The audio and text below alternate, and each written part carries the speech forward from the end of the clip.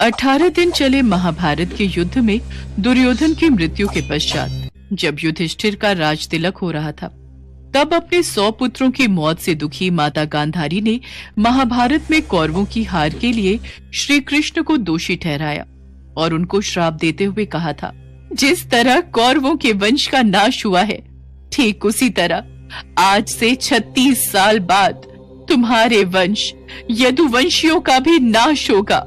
ये सुनकर सभी पांडव चकित रह गए, लेकिन भगवान श्री कृष्ण विचलित न हुए और मुस्कुराते हुए उन्होंने ये अभिशाप स्वीकार कर लिया। धीरे धीरे समय बीतता गया। फिर जैसे ही महाभारत के युद्ध को खत्म हुए 35 वर्ष पूरे हुए, फिर 36वां वर्ष आरंभ हुआ। तब द्वारका में कई अपशकुन दिखाई देने लगे। उसी समय महर्षि विश्वामित्र, कण्व और देव ऋषि नारायण जी द्वारका पहुंचे। जैसे ही यादव कुल के नवयुवकों को पता चला कि कुछ ऋषिगण द्वारका पधारे हैं, तो उन्होंने ऋषियों के साथ मजाक करने का मन बनाया। फिर सभी यादव कुमार भगवान श्री कृष्ण के पुत्र सांब को स्त्री बनाकर ऋषियों के सामने ले गए और उनसे कहने लगे, प्रणाम ऋषिगण, ये स्त्री हमारे भ्राता बब्रू की पत्नी है और ये गर्भवती है। इनके मन में पुत्र की बड़ी लालसा है। हाँ ऋषिवर, कृपा करके बताएं कि उसके गर्भ में पल रहा शिशु लड़का है या लड़की। हे ऋषिवर, आप सब तो ज्ञानी हैं, अंतर्यामी हैं। ध्यान लगाकर हम सबको कृपा करके बताएं कि इनके गर्भ से क्या जन्म लेगा। अवश्य पुत्र। उन सभी यादव कुमारों के ऐसा कहने के बाद सभी ऋषिगण ध्यान करने लगे, लेकिन ध्यान लगाने के बाद उन्हें पता चला कि ये कोई स्त्री नहीं बल्कि श्री कृष्ण के पुत्र सांब है। उनकी इस शरारत से वो ऋषि क्रोधित हो उठे और उन्हें श्राप देते हुए कहने लगे, हम ऋषियों के साथ इस तरह का तुच्छ मजाक करते हुए तुम्हें शर्म नहीं आई? ये कोई स्त्री नहीं बल्कि श्री कृष्ण के पुत्र सांब हैं। हम तुम्हें श्राप देते हैं कि इसके गर्भ से लोहे के मूषल का जन्म होगा और उसी लोहे के मूषल से तुम बलराम और कृष्ण के अलावा अपने पूरे कुल का विनाश कर डालोगे। घबराए हुए यादव कुमार उनसे क्षमा याचना करने लगते हैं। नहीं नहीं, हमें क्षमा करें ऋषिवर, हमसे बहुत बड़ी भूल हो गई। हमारी शरारत की हमें इतनी बड़ी सजा मत दीजिए ऋषिवर। लेकिन वो उनकी एक नहीं सुनते। फिर वो तीनों ऋषिवर जाकर कृष्ण जी को सारी बात बताते हैं। हे ऋषिवर, आप सबने जैसा कहा वैसा ही होगा। उधर घबराए हुए सभी यादव कुमार सारी घटना का जिक्र जाकर राजा उग्रसेन से करते हैं। तुम सब चिंता मत करो, हम उस लोहे के मूषल का चूर्ण बनाकर प्रभास नदी में प्रवाहित कर देंगे। इससे हमें उस श्राप से मुक्ति मिल जाएगी। अगले ही दिन सांब ने एक लोहे के मूसल को जन्म दिया। यादव कुमारों ने वो मूसल ले जाकर राजा उग्रसेन को दे दिया। राजा ने उस लोहे के मूसल का महीन चूरा बनवाकर समुद्र में फेंकवा दिया और साथ ही ये घोषणा भी कर दी, अब से यादव राज्य में नशीली दवाओं का उत्पादन कभी नहीं होगा और जो भी व्यक्ति ऐसा करते हुए पाया गया वो अपने भाई बंधुओं के साथ सूली पर लटका दिया जाएगा। इस तरह द्वारकावासी अपने ऊपर आने वाले संकट से बचने के लिए तरह तरह के प्रयत्न करने लगे। लेकिन कहते हैं ना, जो विधि के विधान में लिखा होता है वो होकर ही रहता है। ऐसा ही कुछ द्वारकावासियों के साथ भी हुआ। लोहे के मूषल के जन्म पश्चात द्वारका में कई बार तेज आंधी तूफान आने लगे। चूहों की संख्या इतनी बढ़ गई कि नगर में मनुष्यों से ज्यादा चूहे दिखाई देने लगे। महिलाएं अपने पतियों को धोखा देने लगी।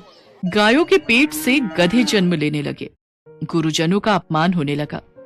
खाना खाने जैसे ही बैठते तो थाली में खाने की जगह छोटे छोटे कीड़े चलने लगते। ये सब काल का पलटफेर देख श्री कृष्ण ने कहा, महाभारत के समय जैसा योग था वही आज भी है। ये हम सबके विनाश का सूचक है। गांधारी माता द्वारा दिए हुए श्राप का समय आ चुका है। श्री कृष्ण ने द्वारका के सभी पुरुषों को तीर्थ नदी जाकर स्नान करने को कहा।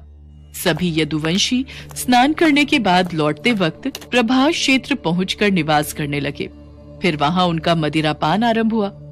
सभी मदिरापान के बाद अपने होश खो बैठे और एक दूसरे को मारने काटने लगे।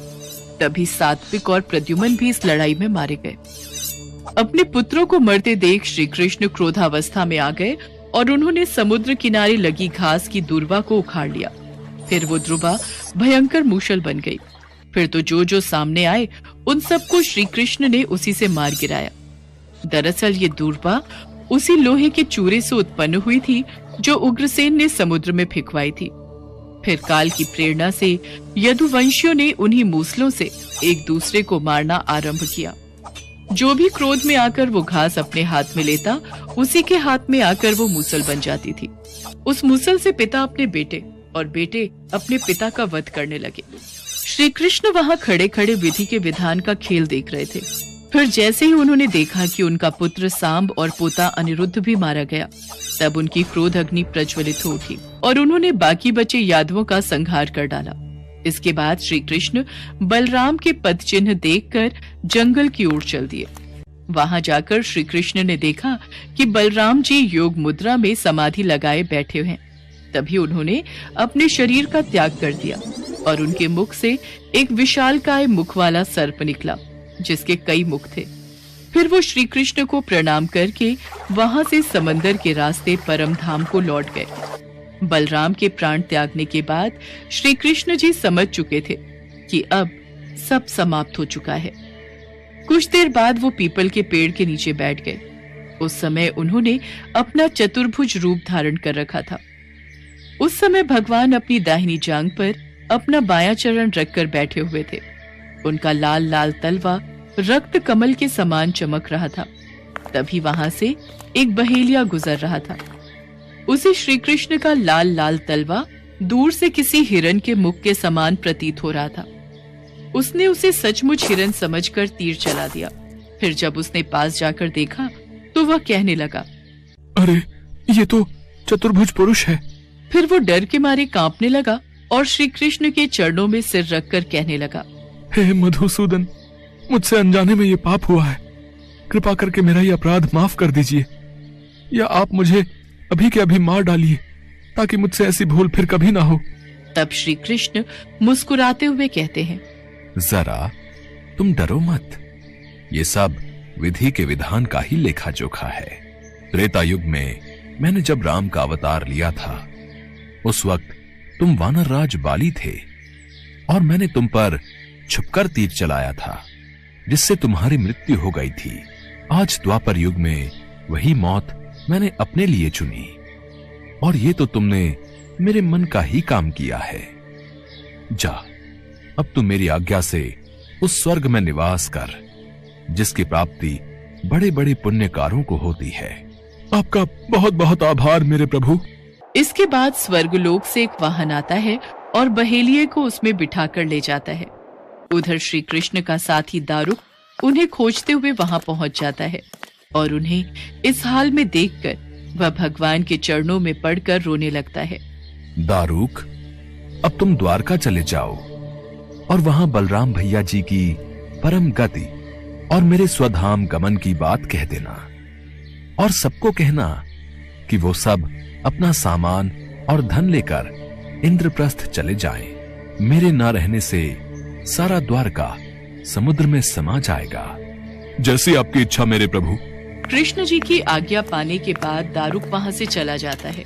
उसके जाते ही भगवान शिव, पार्वती, ब्रह्मदेव, सभी देवी देवता, अप्सराएं, राक्षस, देवगण भगवान श्री कृष्ण के परम धाम प्रस्थान को देखने बड़ी उत्सुकता से आते हैं और आसमान से उनके ऊपर फूलों की वर्षा करने लगते हैं। उन सभी देवी देवताओं को देखकर श्री कृष्ण जी ने अपनी देह का त्याग किया और कमल समान अपने नैनों को बंद कर लिया और हमेशा के लिए अपने स्वर्गलोक लौट गए। श्रीमद् भागवत के अनुसार जब श्री कृष्ण और बलराम की स्वधाम जाने की सूचना उनके परिजनों तक पहुंची तो उन्होंने भी इस दुख से प्राण त्याग दिए। देवकी, रोहिणी, वासुदेव, बलराम की पत्नियां, श्री कृष्ण की रानियां आदि सभी ने शरीर त्याग दिए।